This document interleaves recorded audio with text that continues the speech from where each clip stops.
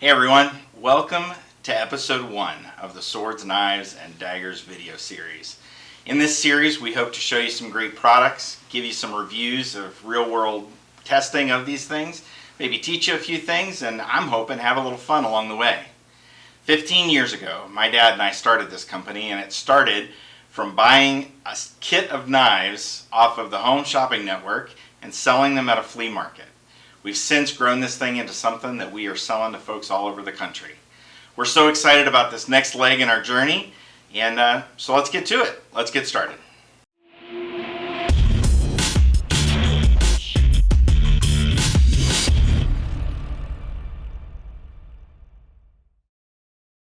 Hey everybody, I want to introduce you to my friend Greg Robb. Greg is going to join us. He's been, what would you say? I mean, you're a knife collector and a knife enthusiast, right? The very first thing I ever saved money for as a child was a knife. Wow, so. Wow. All right. So today it was kind of fitting to have Greg join us for this one because we are going to be showcasing the Gil Hibben Alaskan survival knife. And this is actually in your personal collection, isn't it? I actually brought mine. I've had it for about 2.5 years and really love it. It's got, I mean, for any number of reasons that we'll go over, but fantastic knife. Perfect. So let me show you a couple of details.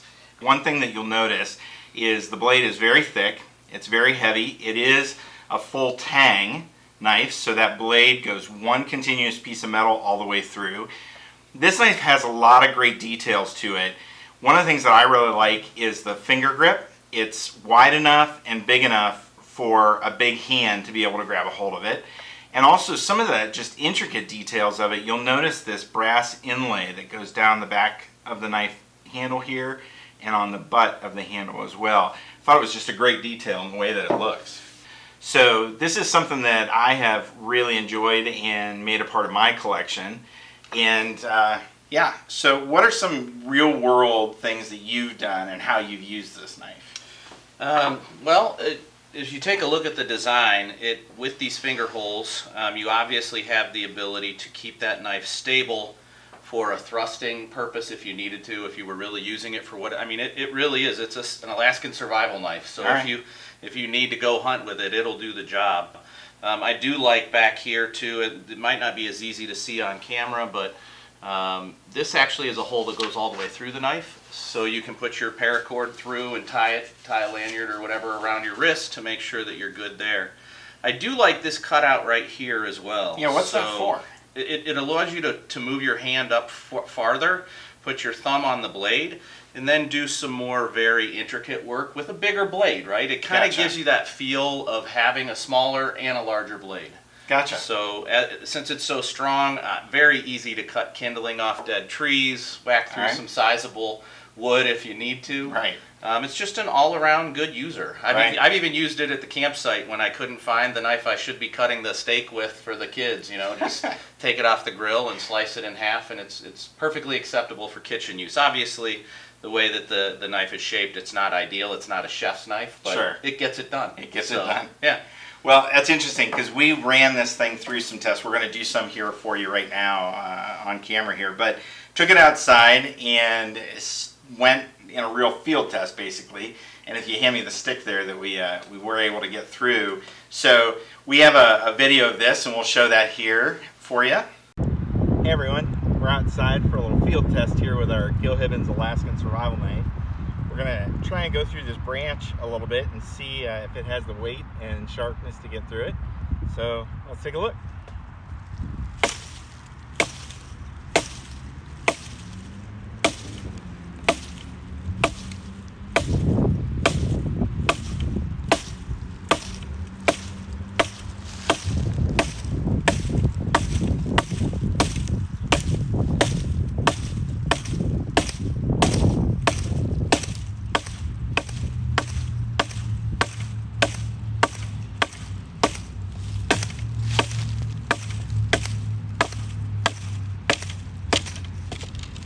What we were able to do was just kind of chop through this thing and was able to get through it. The weight of the knife really helped with that, you know.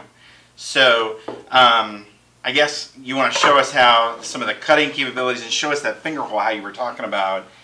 Sure. I mean, if you were pushing here with your thumb to take the bark off to get down to the wood, that's convenient.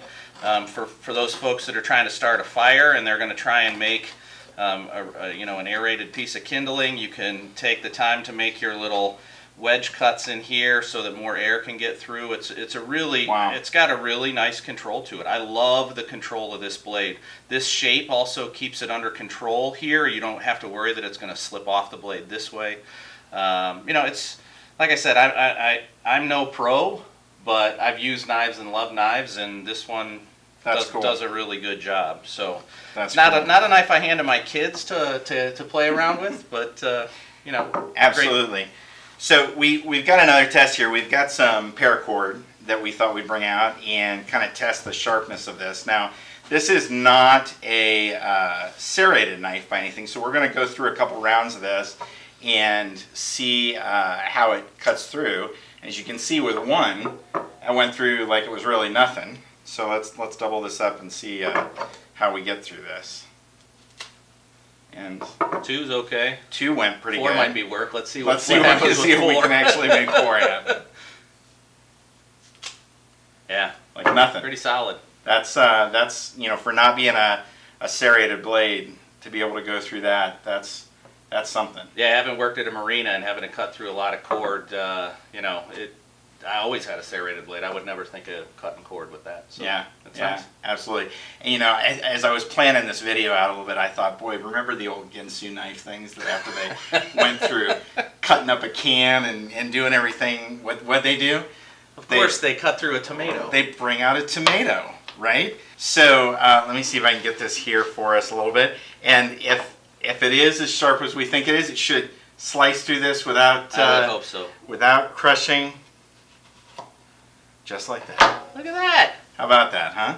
Well done. Yeah. Well done. So this, again, folks, this is the Gil Hibben Alaskan survival knife.